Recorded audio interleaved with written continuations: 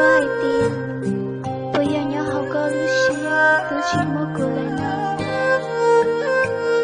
Yeah, bây giờ hai tiền, cô chỉ dễ thì như chỉ có con.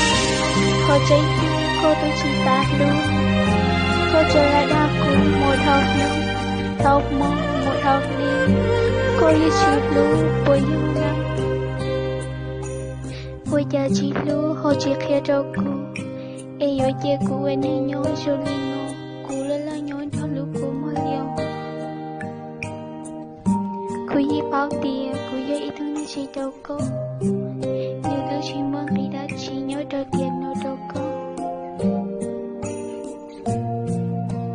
Chỉ xa luôn, khẽ cho cô chỉ tôi sẽ đâu có.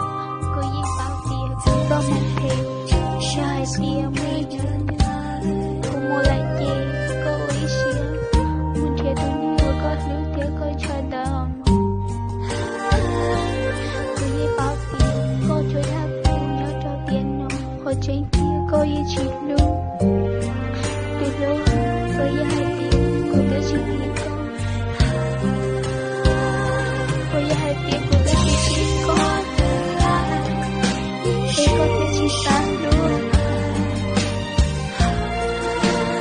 Tới chỉ cô chỉ tôi xíu cho con. Tôi tiếc có ở tao luôn cho cô chỉ tôi xíu.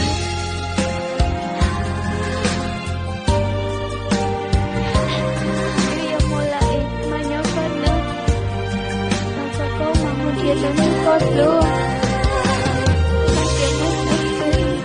Con mình cho tao đến hiệu ở con lên thiệt có nhẹ nói chuyện. Con chỉ thâu ở đó để tôi xíu ấy ạ để khô ở cho cô.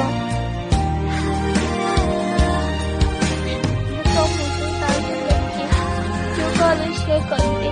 Đúng rồi đó. Nên nào cũng như tôi nữa có chỉ ta luôn. Chả mấy nữa thưa em. Lúc có chỉ ta lúc con. Có chỉ ta lúc của. Đi nào cũng không một thể gì. Cô yêu quý xíu cho con. Tại sao cô yêu chỉ nhớ lấy thương hả? Chẳng hãy để cô lấy có bố thảo lặng. Yêu chỉ muốn lấy thương. Đâu cô yêu chỉ nhớ lấy thương hết nhớ. Tại hãy biết cô yêu chỉ phải dạ đâu có. Em muốn nông em yêu yêu tu lý chỉ muốn là cái đất chỉ. Lâu cô chỉ tu xuyên. Thảo có mỗi có lưu đi cỡ rồi rồi. Nhưng mà liệu ấy xuyên từ lâu. Cô yi bao tiền, cô dùng một thể. Thảo không có lưu đi. Cỡ rồi nó. Nhưng mấy nữa tương có nó hết tiền. Cô lại nói tiền. Thảo có không vô lưu tiền. Cô tiền. Thì hai tiền cô chỉ tư. Còn mãi nó có mong. Nhắn hẳn hồi lỡ chế chả nhiều chỉ muốn đưa chỉ là. Ta chỉ. Cô yêu ở chẳng vô cô một tốt nữa kia. Cô yêu chỉ vô cô lại. Ê cô yêu ở chẳng vô cô. Nói tiếng nó chỉ ở xin gia đình nói chuyện. Nhớ hay chuyện. Một lúc cô. Em sẽ cô yêu nhớ cô. Một tốt ta cứ tiện đây nào. Khi nào cô có một. Em chỉ áo cô là chỉ tu sĩ. Lúc à. Lịch tiện. Trẻ yêu chỉ mua lòng. Ôi yêu chỉ tao xin chỉ tí lòng.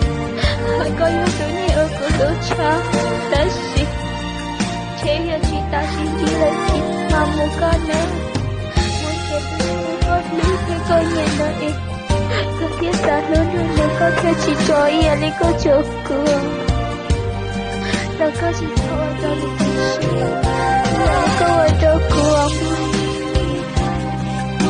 Như hai tiền mấy đứa xí. Có nói hai tiền. Giờ thay đó là có tao lưu ý rồi. Nhưng mùa anh này luôn lên nhớ. Chỉ nhớ lên tim, chỉ nhớ lên tim. Nói chỉ thao có hồ lưu.